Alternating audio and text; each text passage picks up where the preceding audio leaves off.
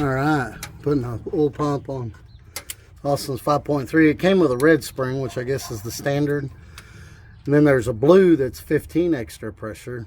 And then there's a red that's 25 extra pressure. And it's standard volume. And we put the blue one in it. And we didn't take it apart and do the shim thing. We're just going to shim it on the very front right there. We got hoses in the way. We just took like a 1, 2, 3, 4 filler gauge with the bolts just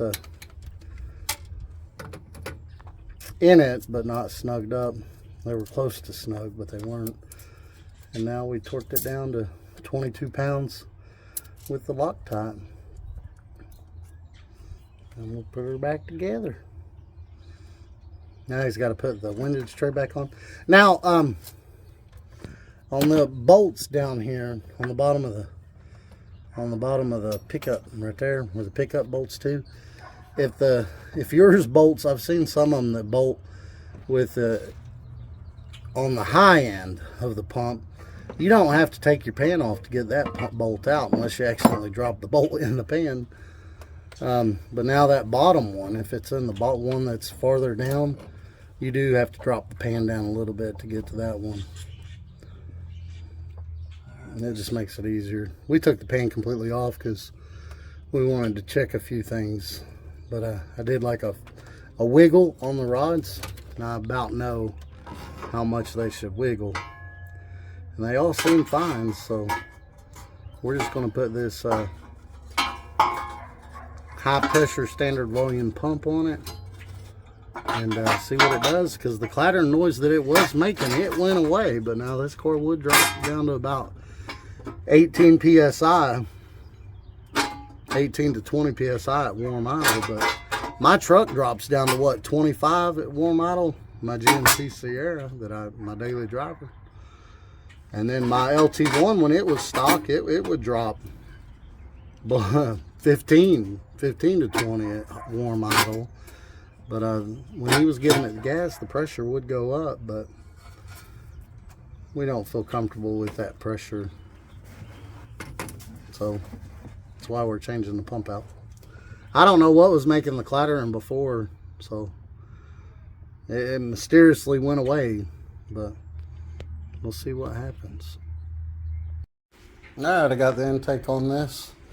I had Noah at Performance Work in Richmond, Kentucky. He TIG welded that for us.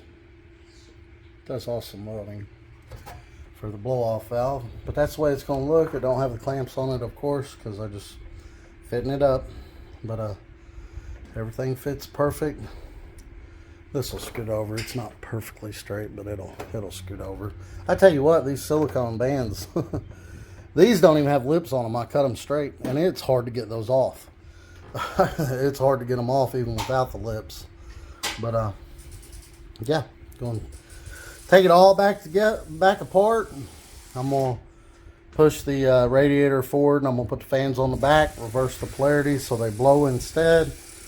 And then put the nitrous fuel pump and regulator back where they go. Put the regular headers back on it with the straight pipes. Put the wideband back on it.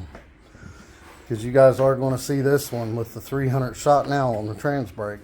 We still need to get the carburetor we bought online. It was dirty. I mean dirty. It's an E85 blow-through carburetor. We're going to switch this car to E85, but we're going to have to go through that carburetor. It's bad dirty. Hopefully I can get it all cleaned out. If not, I'm going to send it back to the CSU, I think, yeah, and have them go through it and set it up for what we're doing. But we're going to get this thing back on nitrous, and hopefully it don't rain or anything stupid, and Chris is going to come back down on the 7th, and we're going to test at 2 different tracks. Friday, we're going to go to Kentucky Dragway, and then Saturday, which I believe is April the 7th and the 8th, we're going to go to I-64 and test up there. It's just 8th mile, but I seem to run better times at I-64. The track seems to hook better. I don't know. I like Kentucky dragway better, don't get me wrong, but for some reason I hook better at I-64 and run better 8th mile times because it's only 8th mile track. But yeah, we'll get this thing back on nitrous and show you guys what it's going to do. All right, I got all the turbo stuff off. We'll go ahead and put the headers and the spark plugs back in. We had to take the headers out. Actually, we took the headers out from the bottom, but pretty sure this one will go through the top if you take the valve cover off. So I'm gonna take the valve cover off, so I don't have to jack this side up, because Austin's got the jack. I think he's about done with it now though. But Austin got the oil pump in. We put the green O-ring in it just because, I mean, the top measured, supposed to measure 87 for the black one. It was measuring closer to the 84. It wasn't like the picture on the other ones that were supposed to have the green one, but like I said, I used the green one in mine. Stock oil pump, I've got crazy good oil pressure. You let that check down. But Austin's got the oil pan on. Both of them. The cross K member didn't want to line back up, so we fought with that a little bit. But he's got the balancer on it. He's got the oil pan on it, the windage tray. He left a bolt off the windage tray. But oh well. Another 9s on there out of 10. I'm anal. I would have took the whole thing back apart and done it again just to put the bolt back on, but I don't think it'll bother or anything. But anyway, he's got the pickup tube on it, windage tray, pickup tube, oil pan. Clean the oil pan out real good. We put the standard volume high pressure pump in it. I think I mentioned this before. Red springs, regular pressure, blue springs 15 extra, and the other one's like a normal metal looking one. It's 25. Yeah, it was 25. I guess that's what they use in the Copo Camaro is what it said in the directions. And he welded on the oil pan, his oil drain. Can't see it from up here. Should have got a picture of that, Austin. But it was a pretty weld. Taking you for a ride. Oh, it's welded on the inside. You can't even see it. No, but yeah, it was welded on the inside. But. And again, Performance Works in Richmond, Kentucky did that for us. He works on a lot of stuff. But yeah, that's where we're at. Now he can just start putting it back together. We're waiting for a fitting before we put the intake back on. And he's waiting for a flange.